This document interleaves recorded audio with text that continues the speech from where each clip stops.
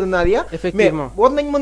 nañ mën a liggéey ñoom ñett donc man pour man 400 000 yi nga xamante moom la ñuy def si gaal yeeg et autres war nañ ko mën a def fii seen réew ba nga xamante ne ça peut servir autre chose et je les encourage et tamit di massaw mais tamit di remercier li nga xamante moom mooy marine nationale si nga xamante ne rek mooy le travail extraordinaire bi nga bi nga xamante xam ni ne def ñi na ngi koy def ko surtout effectivement c'est à 2 souligner semaines ouais c'est à souligner vraiment 118 personnes yi nga xamante ni dañ leen sauver sains et saufs bien vrai que jàlluñu mais aussi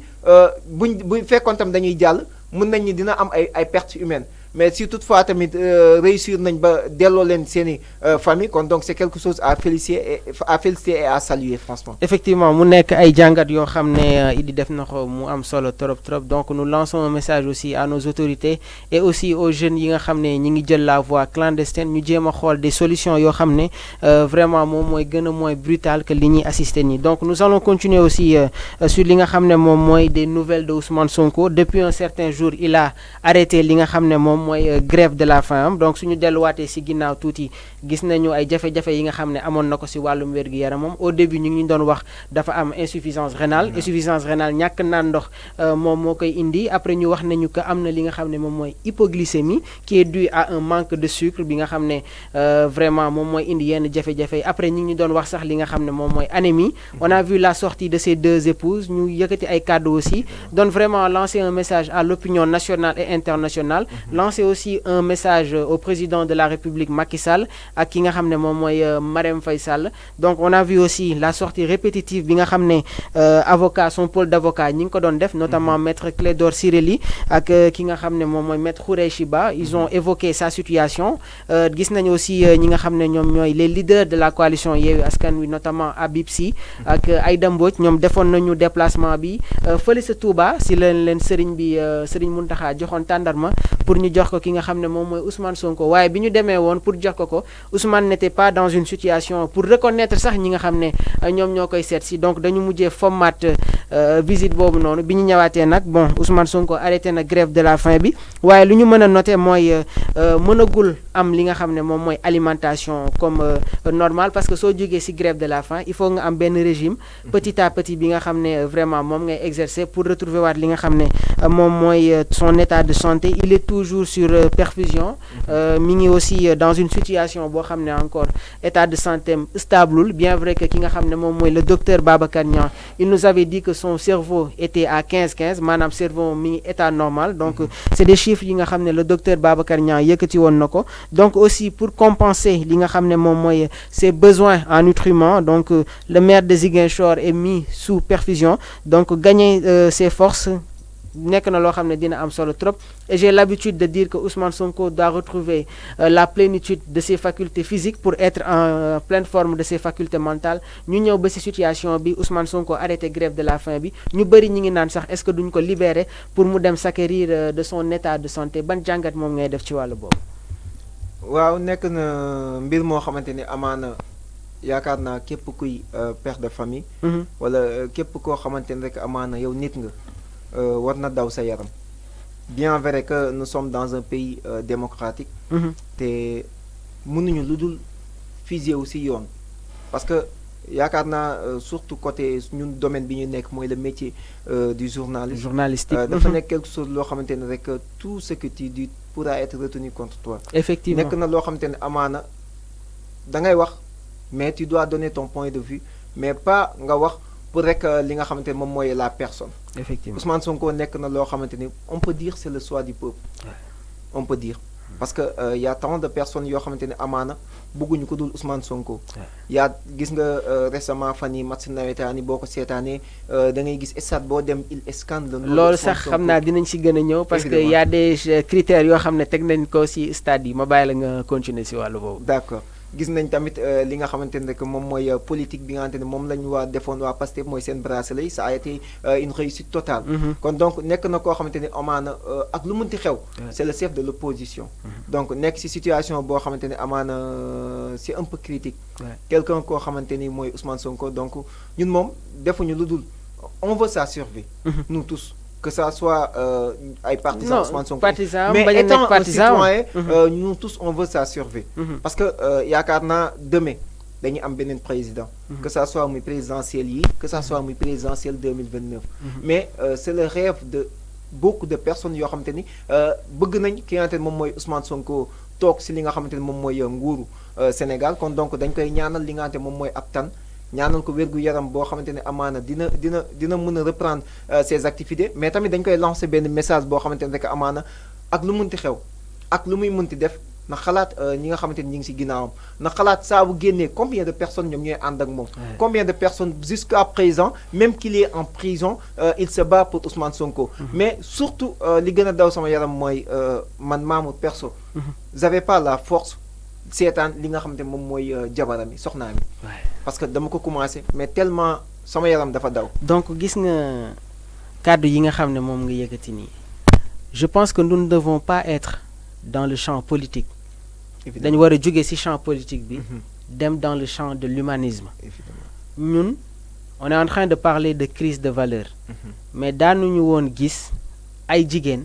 di génn sur la place publique di yëkkati ay kàddu. même sax Siré Sy mi ngi ko doon wax. donc suñu demee ba ay soxnaam génn di wax.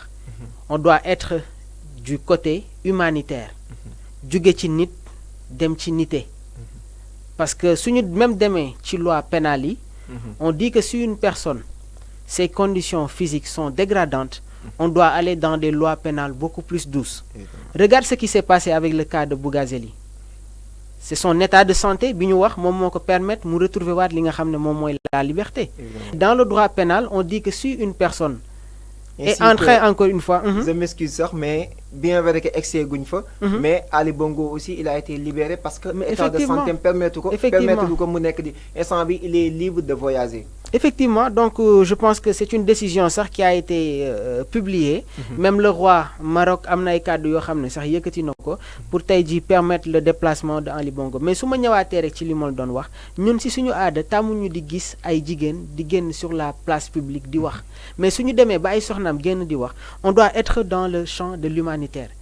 te man dama jàpp ne que Ousmane su fekkee dafa yegg si ba si position bii nii dañ ko pousser à une certaine extrémité. Il y a une injustice qui s'abattait sur lui. Mettre nañ ko sous résidence surveillée depuis plus de 55 jours.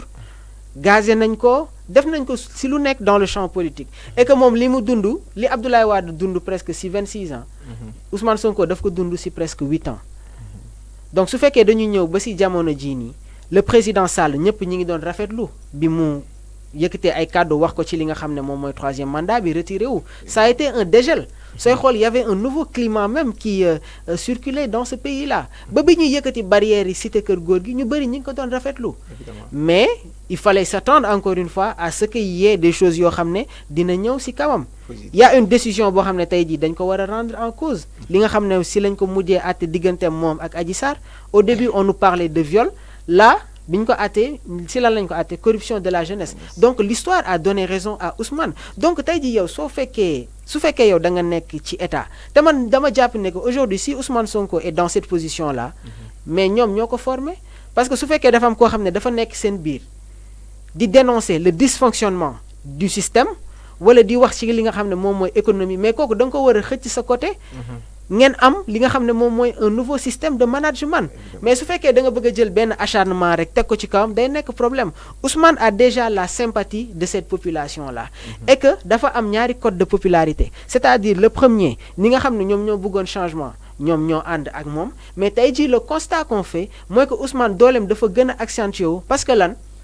injustice bi nga xam ne ñi ngi koy subir le Sénégalais n'aime pas l'injustice mooy waral de jour en jour ngay gis que Ousmane Sonko sa cote de popularité mi ngi gën di accentuer wu nous on n'est pas de Pastef on n'a pas de carte Pastef bien vrai que nag jour élection chacun est libre de faire li nga xam ne moom mooy son choix donc je pense que l'État doit revoir li nga xam ne moom mooy sa politique et que je pense que il doit y avoir li nga xam ne moom mooy l'élégance politique xam nga lan mooy élégance politique ni pouvoir amee noonu la opposition war a amee le président Sall en 2012 mais fii la doon wax que nous avons les moyens de déloger le président Wade on a les moyens de mettre des jeunes dans la rue mais yooyu noonu yëpp c'est des discours politiques yi nga xam ne yàgg na dans le champ politique quand Ousmane Sonko dit gatsa gatsa mais am na ñoo xam ne tey jii discours yoogu noonu yàgg nañ ko commencer donc je pense que politique waruñu pousser à une certaine extrémité et li grave ci affaire bi mooy on est en train de parler de crise de valeur léegi sénégalais yi dañuy rafetlu sax ci ay situation yoo xam ne ñenn ñi ngi koy am et ñun waruñu ñu xamee musuñ ñu xamee ci genre yi nii regarde ce qui s'est passé dans le Magal mais ñaata nit ñoom ñoo déplacé wu dem Touba. moo lay wan nekk sénégalais yi tey jii vraiment am na foo xam ne foofu la ñu féetewee donc je pense que il doit y avoir des solutions concernant li nga xam ne moom mooy le cas de Sonko vraiment Idi. Non évidemment parce que yaakaar naa comme ni nga waxee le président discours bi nga xamante moom la defoon pour renoncer à sa troisième candidature. loolu bu ko deful woon arrestation Sonko du mus a am. wala dëkk bi day delluwaat ci tragédie. parce que population bi instant boobu noonu dañoo sës. ils étaient prêts à tout pour rek la survie de Ousmane Sonko. mais aussi tous étaient contre pour li nga xamante moom mooy la candidature de Macky Sall. donc si toutefois mu dem ba nga xamante ne rek mu renoncer à cette troisième candidature. Quelque chose qui avait fait l'unanimité. Quelque chose qui nga xamante ne rek yaakaar naa Sénégal ñëpp benn situation d'apaisement la andi woon. ñëpp kontaan ñëpp da ngay gis sax parfois yenn jeunes yi comiques qu'ils sont naan président baax ñun ñoo bon. kon donc nekkoon na loo xamante ne amaana c'était quelque chose de très attendu. parce que nekkatuñ ci monde boo xamante ni 12 ans de règne sax je peux dire c'est trop. mais nekkatuñ tamit ci monde boo xamante dañuy xaar 19 ans de règne. kon donc dafa nekk loo xamante ne amaana prise de conscience la boo xamante ni dafa commencé juddu partout en Afrique. bien vrai que les façons yi nga xamante moom lañ koy defee c'est différent ñaanuñu ko yàlla comme la façon dont c'est produit au Burkina au Mali ainsi qu'au Gabon ak tamit yeneen dëkk yi nga xamante ni de par la force la ñu defee li nga xamante mooy le changement. donc ñun nag dañoo bëgg rek li nga xamante moom mooy Sénégal li ñuy wax rek naan le pays de la Teranga ak ainsi li nga xamante moom lañu yàgg incarné mooy la démocratie. mu nekk quelque chose loo xamante ni mooy doon suñu arme à vie. donc tous on a hâte au changement. bien vrai que depuis li nga xamante moom mooy l'annonce du président de la République mu ni dootul bokk si li nga xamante moom mooy élection. kon donc lan la ñuy xaar. Le prochain président de la République avec sa politique mais tamit ak lan la ñu war a andil suñu réew. donc instant bi pour man le choix numéro 1 était Ousmane Sonko d'après li nga xamante mooy les sondages d'après li ñu gis. mooy les manifestations yi nga xamante ni moom lañ gis ci population bi gis nañ tamit ak taxawaay bi nga xam ne moom la population bi doon def le président de la République pour man dafa commencé woon rectifier tous ses fautes. nekkoon di def li nga xamante ne moom mooy benn changement bu unanime benn changement bu total mais tamit il commençait à regagner l'amour de sa patrie. donc si toutefois nag ñu andiwaat beneen politique boo xamante ni parce que Ousmane Sonko bu demee ba nga xamante ni ay avocats am parfois pour ñu am accès si moom. c'est difficile c'est difficile. mais surtout ses proches. ay jabaram ñu dem ba nga xamante ni c'est très difficile ñu am accès si moom ak tamit ba tey jii damay def interrogation le pourquoi ñu barricadé domicile am amuñ ci benn droit man je pense ak aussi le jour de son arrestation gis nañ ay images yoo xamante ni même les caméras de surveillance dañ ko nekk di ko nëbb mais lan moo tax loolu. lan moo tax tamit otoom ñu toj ko eggul fenn lan moo tax Ousmane Sonko à chaque fois bi nga xamante ni dafay déposer plainte contre une personne parce que plus de 7 plaintes il avait déposé plus de 7 plaintes. amul benn plainte boo xamante ni am na benn suivi. effectivement mais si toutefois Idrissa Fall. néewoon kat def plainte ni kat Ousmane Sonko daf ma def lii demain dañuy convoquer Ousmane Sonko. en t'entendant parler avec tout ce que tu viens de noter moo waral tey ji l'intervention de Juan Branco. non évidemment parce que bu ñu demee ba nga xamante ni Juan Branco ñëw suñu dëkk. nekk fi benn une personne légende. parce que lan daf fi andi loo xamante ni amaana on l'attendait des autres personnes. effectivement daf andi loo xamante ni amaana mun nañ ni des Sénégalais n'avaient pas osé de le faire. mu ñëw andi ko fi andi politique am mais tamit andi li nga xamante mooy sa force de défense pour rek li nga xamante ne moom mooy défendre le chef de l'opposition mais dire des vérités yoo xamante ni on attend ici au Sénégal. kon donc nekk na loo xamante ne amaana lu daw yaram la on aurait dû faire toutes ces choses en interne mais si toutefois des étrangers ñoom ñooy ñëw régler suñu situation c'est quelque chose de très déplorable mais tamit aussi. du haut de la hiérarchie man laay waxee mooy côté suñu force de l'ordre yi yaakaar naa certains ordres war nañ ko mën a gën a joxe de beneen façon boo xamante ne amaana on peut tout faire de la paix parce que sànq maa ngi seetaan sànq noonu maa ngi gis benn sur X benn statut fële Italie série B dafa amoon benn derby boo xamante ne équipe bi dañ leen gagné leur propre supporter ñoom ñoo taal seen stade si c'était ici au Sénégal si c'était ici au Sénégal et pourtant manifestation yi nga xamante ni amoon na récemment fële sa France mais taal nañ Auchan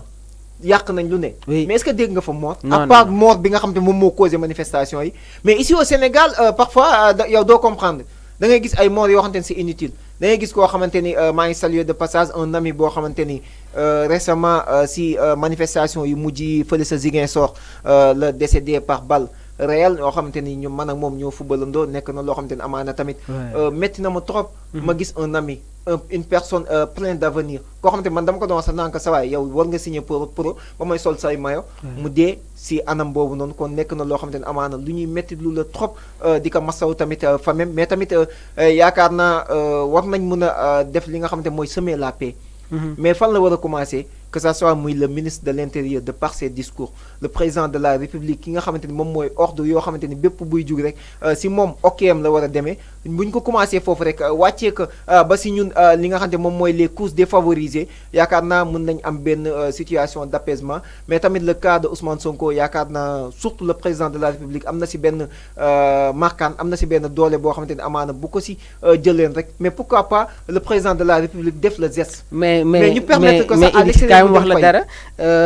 rentrée cours et tribunaux yi le président Sall avait dit que am na yenn dossiers yoo xam ne maa si teg sama conc pourquoi il fait pas la même chose ak dossier bi nga xam ne tey jii am na presque ñaata morts au début on nous parlait qu'il y avait 14 morts 2 ans après diggante Adji Sarr ak Ousmane Sonko ñaata moom moo si am donc le président ñi ngi ko doon xaar aussi à ce que tey jii vraiment mu jéem a régler situation bi parce que dama lay wax dara lépp dañ ko fiy waxtaanee dañu jógee si dialogue mais xanaa Khalifa Sall ak Karim Wade suñu demee ba accepter seen candidature keneen mun nañ accepter li nga xam ne moom mooy candidature am et que j'ai l'habitude de le dire condamnation bi nga xam ne moom moo dal si kawam corruption de la jeunesse ak mbirum contumace mais loolu normalement ça doit plus exister parce que au moment où il y a arrestation wala tey ji kooku moom mu ñëw livré wu on remet en cause li nga xam ne moom mooy cette décision là donc il faut revoir li nga xam ne moom mooy la politique tout ne doit pas être de la politique dans ce pays am na ñoo xam ne tal nañu leneen lu dul politique am na ñoo xam ne ndekki añ reer moom moo leen soxal mais le constat qu'on fait mooy que tey ji suñu njiit yi dañu politiser lépp moom moo poussé askan wi ak cette population là à rentrer dans le champ politique ce qui explique qu'encore une fois aujourd'hui cette population est en train de suivre li nga xam ne moom mooy l'évolution de la vie politique Idi. Évidemment parce que yow boo seetloo ñoom ñoo ñu si impliqué. parce que bu ñu demee ba nga xamante ni yow sa propre population. nga interdire ko nga xañ ko l'accès à la à l'information. le pourquoi Sénégal laa gis seul pays boo xamante ni dañoo couper internet pour rek nit ñi bañ a am information. loolu ban raison la. loolu moom loolu la man pour man. recul démocratie voilà recul incompétence totale. laa ko jàppee parce que bu ñu jëlee ni exemple TikTok wala yeneen réseaux yi fa la ñuy jàllalee yenn information yoo xamante moom mooy taal réew mi mais d'où viennent les informations. oui si ce ne sont pas des informations kenn du ko joxe. oui te à chaque fois parfois tamit côté boobu noonu surtout nous les journalistes. dañoo dem ba nga xamante ni amul benn journaliste bu nekkul woon en sursis amul. benn journaliste boo xam te nekkul woon en sursis. moo tax ñun tamit on a une certaine part de responsabilité. moo gis nga mi ngi noonu. dem ba nga xamante ni dans un pays où celui parce que benn jour dama toog je le salue de passage sama prof en presse écrite. bu ñuy